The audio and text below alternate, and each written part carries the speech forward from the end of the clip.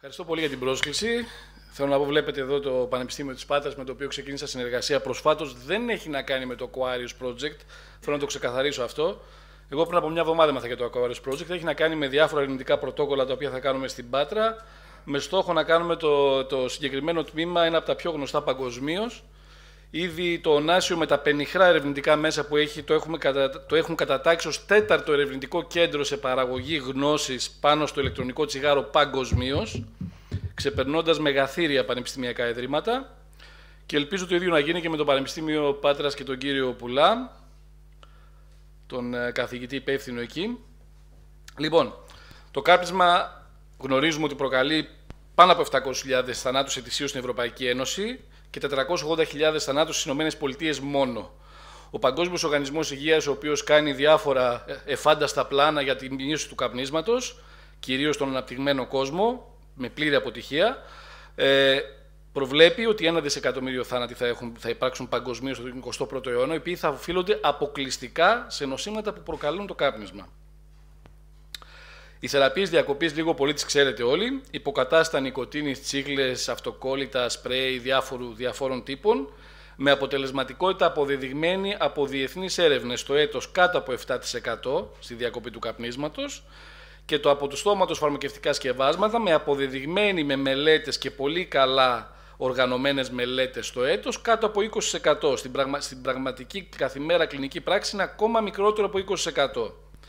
Με αποτέλεσμα είναι να έχουμε ένα πολύ μεγάλο ποσοστό καπνιστών, άνω του 80%, που αποτυγχάνει με τα θεραπευτικά μέσα, και επιπλέον έχουμε ένα μεγάλο ποσοστό των καπνιστών οι οποίοι δεν θέλουν να πάρουν φάρμακα για να κόψουν το κάπνισμα. Τι πρέπει λοιπόν να κάνουμε με αυτούς? Και έχουν το δικαίωμα να έχουν ένα εναλλακτικό προϊόν που είναι λιγότερο βλαβερό από το κάπνισμα. Τα προϊόντα ελάττωσης κινδύνου από το κάπνισμα είναι μια γενική κατηγορία και μια γενική στρατηγική, δεν περιλαμβάνουν μόνο το ηλεκτρονικό τσιγάρο. Η βασική τους αρχή είναι ότι αντικαθιστά το κάπνισμα με μια λιγότερο βλαπτική συνήθεια ή με ένα λιγότερο βλαπτικό προϊόν. Διατηρείς τη συνήθεια της πρόσληψης νικοτίνης κατά βάση, με το ηλεκτρονικό τσιγάρο και την υπόλοιπη συνήθεια, την κίνηση, το να εισπνέεις και να εκπνέεις ατμό ο οποίος μοιάζει με καπνό κτλ. Τα προϊόντα ελάττωσης κινδύνου εξορισμού προκαλούν ένα συμβιβασμό προς την ασφάλεια, δηλαδή θεωρούν ότι το κάπνισμα είναι τόσο επικίνδυνο που θα είναι τεράστιο το όφελος σε έναν καπνιστή αν αντικαταστήσει το κάπνισμα, τα συμβατικά τσιγάρα, με ένα προϊόν το οποίο έχει σημαντικά χαμηλότερο κίνδυνο, ακόμα και αν έχει ένα υπολοιπόμενο κίνδυνο 10% σε σχέση με το κάπνισμα. Επομένως, τα ερωτήματα που τίθενται παγκοσμίως είναι τα εξής. Έχουν δικαίωμα οι καπνιστές να διαθέτουν και να επιλέγουν ένα ασφαλέστερο προϊόν, λιγότερο βλαπτικό θα το έλεγα, δεν το έλεγα ασφαλές, που θα ελαττώσει σημαντικά τις βλαπτικές επιπτώσεις του καπνίσματος?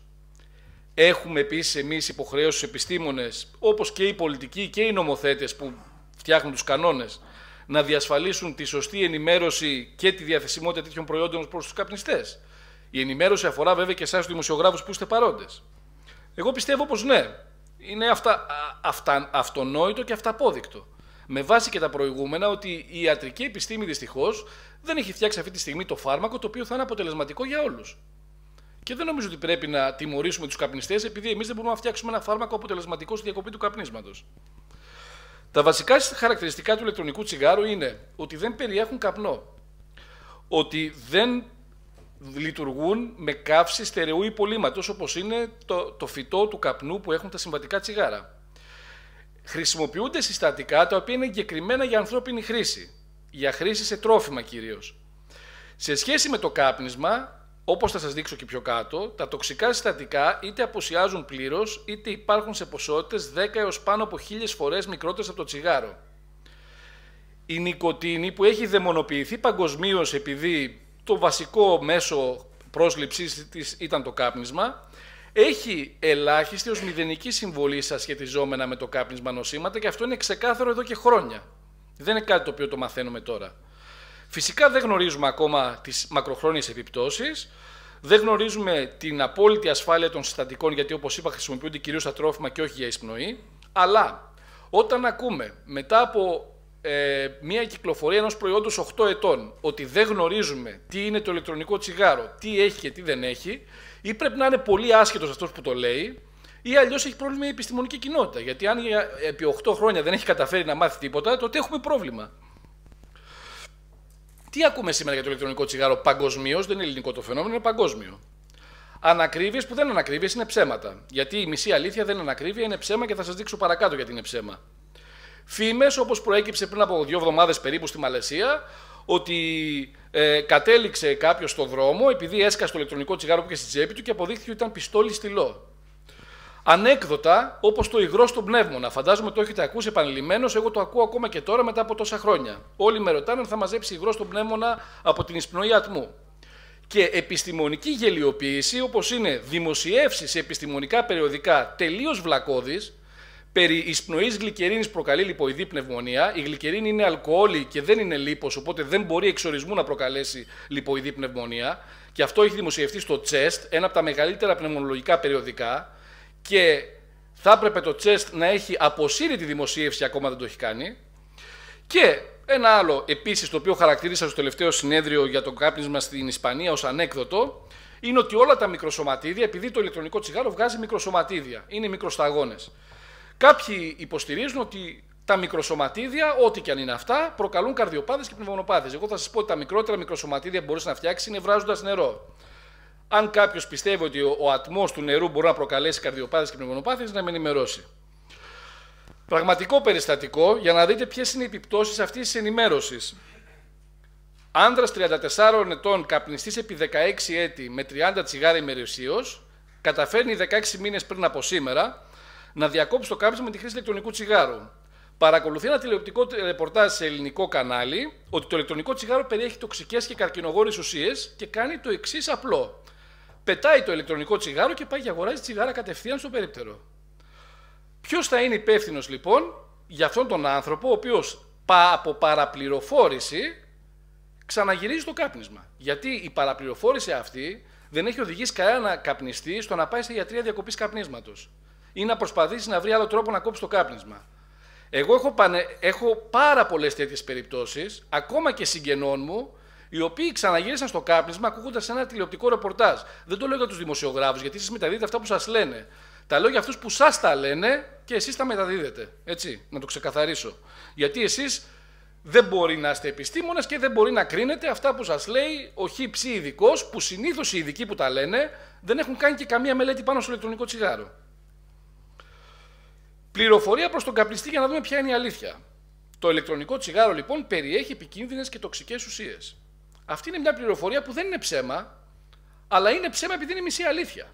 Γιατί η αλήθεια είναι ότι το ηλεκτρονικό τσιγάρο περιέχει τοξικές ουσίες σε ποσότητες έως και 1000 φορές μικρότερες από το κάπνισμα. Θα σας δώσω ένα παράδειγμα την τελευταία ανασκόπηση που έκανα μαζί με τον καθηγητή Πολόζα από την Ιταλία, όπου όπως βλέπετε εδώ, οι νητροσαμίνες που είναι το βασικό καρκινογόνο συστατικό των τσιγάρων, υπάρχει στα ηλεκτρονικά τσιγάρα, υπάρχει και στις φαρμακευτικές τσίκλες νοικοτήνης, σε ποσότητα σχεδόν ίδια με το τσιγάρο. Και υπάρχει και στα τσιγάρα. Δείτε πόση διαφορά, μέχρι 1800 φορές. Δεν είναι ως 1000 που είπα, είναι και παραπάνω. Μέχρι 1800 φορές λιγότερη ποσότητα στο ηλεκτρονικό τσιγάρο σε σχέση με κοινές μάρκες συμβατικών τσιγάρων. Οι νητροσαμίνες, το βασικό καρκινογόνο συστατικό του συμβατικού τσιγάρου. Επίσης, άλλη μελέτη. Εμείς πήραμε, θα έλεγα, τα χειρότερα σε ποιότητα υγρά ηλεκτρονικού τσιγάρου που μπορείς να βρεις. Είναι τα υγρά τα οποία παράγονται παίρνοντας φύλλα καπνού και τραβώντας εκχύλισμα, βγάζοντας ένα εκχύλισμα τα φύλλα καπνού για να παράξεις γεύση που να μοιάζει με τα τσιγάρα. Αυτή τη μελέτη την έχουμε στείλει για δημοσίευση πριν από μια εβδομάδα στο περιοδικό Nicotine and Tobacco Research και ακόμα και σε αυτά τα οποία χρησιμοποιούν καπνό και βγάζουν ένα εκχύλισμα που το χρησιμοποιούν ως γεύση στο τελικό προϊόν.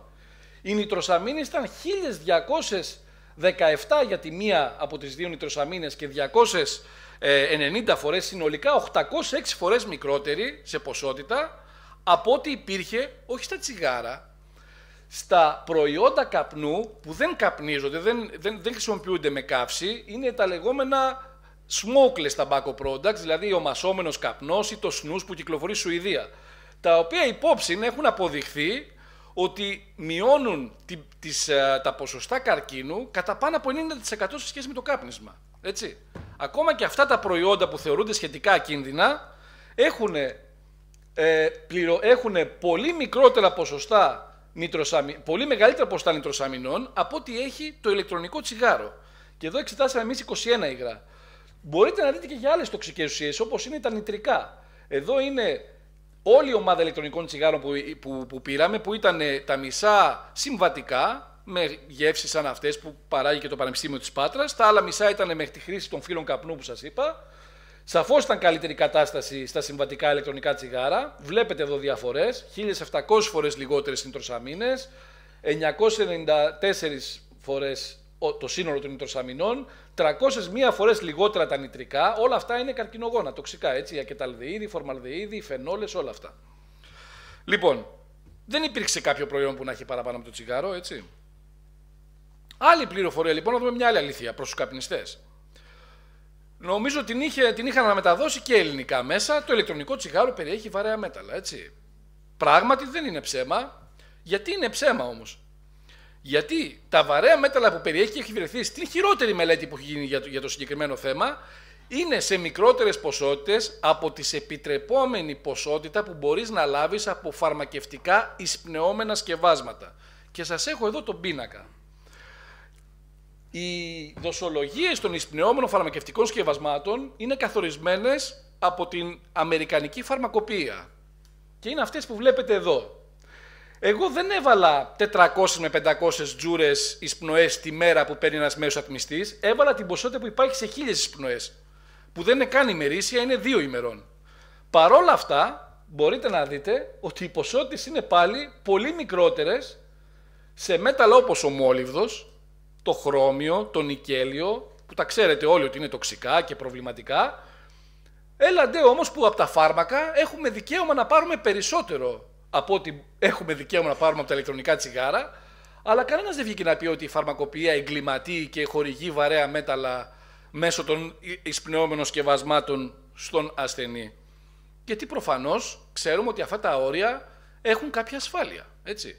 Και μιλάμε για ημερήσια πρόσληψη μακροχρόνια από εισπνεώμενα φαρμακευτικά σκευάσματα, το τονίζω, για να μην μπούμε για φάρμακα από το στόμα κτλ. Που μπορεί να αλλάζει. Μια εικόνα 1000 λέξεις. Αυτή τη μελέτη την έχουμε δημοσιεύσει πέρσι και εδώ βλέπετε 3 καλλιέργειες κυτάρων. Τα κύτταρα αυτά είναι κύτταρα μυοκαρδίου. Εδώ είναι υγιή κύτταρα, εδώ είναι κύτταρα εκτεθειμένα σε ατμό ηλεκτρονικού τσιγάρου επί ένα 24ωρο και εδώ είναι κύτταρα εκτεθειμένα σε καπνό συμβατικού τσιγάρου. Δεν χρειάζεται να είστε γνώστης, δεν χρειάζεται να ξέρετε ούτε χημεία ούτε τοξικολογία. Μπορείτε να δείτε μόνοι σας ότι τα κύτταρα είναι αυτά τα μακρόστενα εδώ, οι μορφές που βλέπετε και στην πρώτη και στη δεύτερη εικόνα, και στην τρίτη δεν βλέπετε τίποτα, σχεδόν τίποτα. Τα περισσότερα κύτταρα έχουν τελείως διαλυθεί στο διάλειμμα και αυτά που βλέπετε εδώ σαν στίγματα είναι νεκρά κύτταρα. Η επιβίωση των κυτάρων εδώ ήταν 3%. Εδώ ήταν 98%. Αυτό έγινε μετά από έκθεση στο εκχύλισμα που προήλθε από τον καπνό 3 τσιγάρων, 30 τζούρες, έναντι 40 εισπνοών που πήραμε από το ηλεκτρονικό τσιγάρο. Η μελέτη είναι δημοσιευμένη με τη φωτογραφία αυτή όπως τη βλέπετε. Συμπεράσματα. Δεν υπάρχει καμία αμφιβολία, θα συμφωνήσω με τον καθηγητή προηγουμένως, ότι έχουμε βέβαια πολλά ακόμα να δούμε, έτσι. Να δούμε τις επιπτώσεις στα όργανα, να δούμε τις μακροχρόνιες. Αλλά δεν υπάρχει καμία αμφιβολία ότι το ηλεκτρονικό τσιγάρο είναι μακράν λιγότερο βλαπτικό από το συμβατικό και δεν χρειάζεται να είσαι ο Αϊνστάιν για να το καταλάβεις. Δεν απαιτούνται καν μακροχρόνιες μελέτες γι' αυτό. Φτάνουν τα δεδομένα που έχουμε γνωρίζοντας τι περιέχει ο ατμός, τι περιέχει το υγρό, τι έχει αντίστοιχα ο καπνός και σε τι εκτίθενται αυτοί που καπνίζουν συμβατικά τσιγάρα. Δεν υπάρχει καμία αμφιβολία. Οι μακροχρόνιες μελέτες που ακούμε συνέχεια δεν απαιτούνται ούτε καν για την έγκριση φαρμακευτικών σκευασμάτων. Ένα αντιπερτασικό ή ένα πολυεπιδεμικό, το οποίο θα το πάρει κάποιος για 20 και 30 χρόνια, δεν απαιτείται καμιά μελέτη 20 ετών για να δούμε αν έχει επιπτώσει ή όχι. Γίνονται φυσικά άλλες μελέτες σε πειραματόζωα, σε κύτταρα. Είναι μια διαδικασία μακρόχρονη, αλλά 20ετής ή 10ετής μελέτη σε άνθρωπο για οποιοδήποτε σκεύασμα πριν κυκλοφορήσει δεν υπάρχει. Γιατί λοιπόν υπάρχει τόση αντίδραση για το ηλεκτρονικό τσιγάρο? Γιατί είναι πρώτον ένα προϊόν που δεν προέκυψε από την επιστημονική κοινότητα. Προέκυψε από ένα Κινέζο φαρμακοποιό, το πατένταρε Και όλη η χρήση τα προηγούμενα χρόνια, πριν μπουν οι μεγάλες καπνοβιομηχανίες, δεν προήλθε από κάποια εφάντα στο marketing, ξέρω εγώ, ή κάποια καμπάνια διαφημιστική. Προερχόταν από στόμα σε στόμα από τον κάθε καπνιστή που το δοκίμαζε και το έλεγε στο διπλανό του, και έτσι επεκτάθηκε η χρήση του. Υπάρχει ο κίνδυνος να χάσουμε τον έλεγχο της διακοπής του καπνίσματος από μια ομάδα επιστημόνων. Υπάρχει ο ανταγωνισμός με άλλες μεθόδους διακοπής και υπάρχει βέβαια και η δαιμονοποίηση συνήθειας του καπνίσματος. Υπάρχουν διάφορες φοβίες και θεωρίες για το ηλεκτρονικό τσιγάρο, τις οποίες ακούμε καθημερινά. Τις λέω φοβίες και θεωρίες γιατί τίποτα δεν έχει αποδειχθεί στην πραγματικότητα. Παραμένουν όμως, θα έλεγα, κάτι το οποίο πρέπει να το παρακολουθούμε. Η κίνδυνη λοιπόν από το ηλεκτρονικό τσιγάρο είναι να υπονομεύσει την πολιτική κατά του καπνίσματος. Να ενθαρρύνει τους νέους να το χρησιμοποιήσουν και να οδηγηθούν μετά στο κάπνισμα, το λεγόμενο get away to smoking effect. Δεν υπάρχει πουθενά καταγεγραμμένο, αλλά είναι ένας φόβος ο οποίος πρέπει να το παρακολουθήσουμε για να δούμε αν θα συμβεί. Θα επιμικρύνει τον εθισμό στην νοικοτήνη και θα καθυστερήσει την απεξάρτηση από την νοικοτήνη. Ο εθισμός στην νοικοτήνη δεν έχει σκοτώσει σχεδόν κανέναν στην ιστορία. Έτσι, τα προϊόντα καύσης του καπνού που εισπνέουμε σκοτώνουν, όχι εθισμό στην νοικοτήνη. Θα κάνει μόδα το κάπνισμα πάλι, θα είναι δηλαδή ξανά μόδα να βλέπεις με τις συσκευές, να ατμίζουμε, να βγάζουμε ατμό κτλ. Και φυσικά το κλασικό είναι ότι η πλήρης διακοπή και χρήση οποιοδήποτε σκευάσματος ή και εναλλακτικού ακόμα είναι η καλύτερη επιλογή. Τώρα θα δανειστώ εγώ ένα slide από ένα φίλο μου καθηγητή στο Imperial College, τον Jerry Stimson, ο οποίος τώρα ασχολείται με το ηλεκτρονικό τσιγάρο, όλη τη ζωή ασχολούνταν με τα ναρκωτικά, τα οπιοειδή, ηρωίνη κτλ. Ο οποίος μου έδειξε ένα slide τι γινόταν πριν από 30 χρόνια σχετικά με τους κινδύνους που αναφέρονταν για τα προγράμματα μεθαδόνης και της ανταλλαγής συρρήγγων. Τα οποία επί 20 χρόνια υπήρχε μια τεράστια συζήτηση και δεν ήταν αποδεκτά. Τα τελευταία χρόνια έχουν γίνει αποδεκτά. Έλεγαν λοιπόν, υπονομεύει την πολιτική κατά των ναρκωτικών. Μεταφρασμένο από τα αγγλικά είναι αυτό όπως μου το έδωσε. Πιθανώς να ενθαρρύνει νέους να κάνουν χρήση ναρκωτικών, να πάνε να παίρνουν μεθαδόνη. Θα επιμικρύνει τον εθισμό, γιατί η μεθαδόνη και αυτό είναι ένα οπιοειδές ναρκωτικό, και θα καθυστερήσει την απεξάρτηση. Πιθανώς να κάνει μόδα τη χρήση ουσιών, θα τα δίνει και το κράτος κιόλας. Και φυσικά η πλήρης διακοπή όλων των ουσιών είναι η καλύτερη επιλογή. Τα ίδια ακριβώς που συζητούσαμε πριν από 30 χρόνια για τα ναρκωτικά τα υπόλοιπα, συζητάμε αυτή τη στιγμή για το ηλεκτρονικό τσιγάρο. Ελπίζω μόνο να μην πάρει πάλι 30 χρόνια για να αποφασίσουμε. Η διαστρέβλωση της πραγματικότητας από επιστήμονες δυστυχώς, και θα σας αναφέρω ένα μόνο παράδειγμα, που πιθανώς το ξέρετε, είναι μια μελέτη σε μαθητές της Νοτιού Κορέας, πάνω από 70.000 δείγμα, όπου κοίταξαν τις συνήθειές τους προς το κάπνισμα και το ηλεκτρονικό τσιγάρο. Βρήκαν λοιπόν ότι 26,3% είχαν δοκιμάσει, ήταν μαθητές από 12 έως 18 ετών, έτσι, γυμνασίου και λυκείου. 26,3% είχαν δοκιμάσει συμβατικό τσιγάρο. 9,4% είχαν δοκιμάσει ηλεκτρονικό τσιγάρο και το 8% από αυτούς ήταν καπνιστές. Ποιο συμπέρασμα βγάζεις από αυτή τη μελέτη? Φαντάζομαι όχι το συμπέρασμα το οποίο αναφέρει το site του Πανεπιστημίου. Ότι τα ηλεκτρονικά τσιγάρα είναι η νέα οδός εθισμού για τους εφήβους. Είναι πραγματικά τραγικό και αστείο, και είναι τραγικό και αστείο που και δημοσιογραφικά μεταδόθηκε αυτό, γιατί αυτό ήταν και το δελτίο τύπου. Και καταλαβαίνω, εγώ δεν θα κάτσει ένας δημοσιογράφος να διαβάσει 7 σελίδες μελέτη και να κοιτάζει τα ποσοστά 1 προς 1, θα διαβάσει το δελτίο τύπου, το οποίο το έβγαλε το Πανεπιστήμιο. Και ένας από τους συγγραφείς, ο κύριος ερευνητής, ο Stanton Glantz, το λέω και με το όνομα, είμαστε, λέει, μάρτυρες μιας νέας επιδημίας εθισμού των παιδιών στην νοικοτήνη μέσω χρήσης ηλεκτρονικού τσιγάρου. Κοιτάξτε εδώ. 26,3 καπνίζουν, το όλησε το πρόβλημα ο καθηγητής Glantz, και το 9,4, από τους οποίους μόνο το 1,4 δεν ήταν καπνιστές, είναι το τεράστιο πρόβλημα εθισμού από τα ηλεκτρονικά τσιγάρα. Αυτά είναι αστιότητες, έτσι, και δυστυχώς αυτά λέγονται από επιστήμονες. Και δυστυχώς παρασύρουν και τα μέσα και μεταδίδουν φυσικά τα μέσα τα δελτία τύπου. Ερώτημα που δεν θα απαντηθεί άμεσα σχετικά με το ηλεκτρονικό τσιγάρο είναι μόνο η ποσοτικοποίηση του υπολοιπόμενου κινδύνου. Δηλαδή, σε σχέση με το να διακόψει πλήρως το κάπνισμα. Πόσο μειώνεται ο κίνδυνος, πόσο παραπάνω κίνδυνο έχεις αν αντί να το κόψεις και δεν χρησιμοποιείς τίποτα, γυρίσεις σε ηλεκτρονικό τσιγάρο. Με τα μέχρι τώρα δεδομένα, και υπάρχουν πάρα πολλές μελέτες, δεν σας έδειξα, χημικών αναλύσεων, τοξικολογικών αναλύσεων και στον ατμό και στο υγρό, Θεωρούμε ότι ο υπολοιπόμενος κίνδυνος είναι σημαντικά κάτω από 5%. Μια ερευνητική ομάδα που προσπάθησε εμπειρικά να κατατάξει τον κίνδυνο το κατέταξε σε ποσοστό 2% σε σχέση με το κάπνισμα. Με το κάπνισμα να είναι στο 100% του κινδύνου, 2,1% θεωρούσαν ότι είναι ο κίνδυνος από τα ηλεκτρονικά, 4% από το snus το σουηδικό και γύρω στο 1,5 με 1% ήταν από τα φαρμακευτικά υποκατάστατα νοικοτήνης. Μέχρι λοιπόν να γίνουν μακροχρόνιες μελέτες, τι θα κάνουμε, θα περιμένουμε 20 χρόνια και πόσους θανάτους επιπλέον θα έχουμε μέχρι να αποφασίσουμε αυτά τα 20 χρόνια να δούμε τις μακροχρόνιες μελέτες. Θα σας πω εγώ πόσους θα έχουμε. Εδώ είναι μια μελέτη την οποία ετοιμάζω τώρα μαζί με τον Νίτσκιν, ο οποίος είναι πρόεδρος στον Αμερικανικό Σύνδεσμο Ιατρών Δημόσιας Υγείας και κοιτάμε πόσοι καπνιστές στην Αμερική πεθαίνουν κάθε χρόνο, πόσοι διακόπτουν το κάπνισμα ετησίως. Αυτή τη στιγμή έχουμε ένα σταθερό ρυθμό διακοπής στην Αμερική 1% ανά έτος και πόσοι επιπλέον θάνατοι θα αποφευχθούν αν το κράτος, η πολιτεία και τα μέσα εκεί υποστηρίξουν τη χρήση ηλεκτρονικού τσιγάρου σαν μέθοδο, σαν ένα εναλλακτικό προϊόν από το κάπνισμα. Βλέπετε λοιπόν ότι στα 10 χρόνια το κόκκινο είναι ο σημερινός ρυθμός διακοπής του καπνίσματος, θα σωθούν με το σημερινό ρυθμό 1% διακοπή του καπνίσματος περίπου 132.000 ζωές. Αν έχουμε μία υποστήριξη του ηλεκτρονικού τσιγάρου και έχουμε ένα επιπλέον 3% των καπνιστών που ετησίως αντί να το κόβουν πλήρως, που αυτή τη στιγμή δεν το κάνουν, πάνε σε ηλεκτρονικό τσιγάρο και κόψουν το κάπνισμα μέσω της χρήσης ηλεκτρονικού τσιγάρου, θα έχουμε 580.000 ζωές επιπλέον θα σωθούν από αυτό. Και 1 εκατομμύριο στην 20ετία.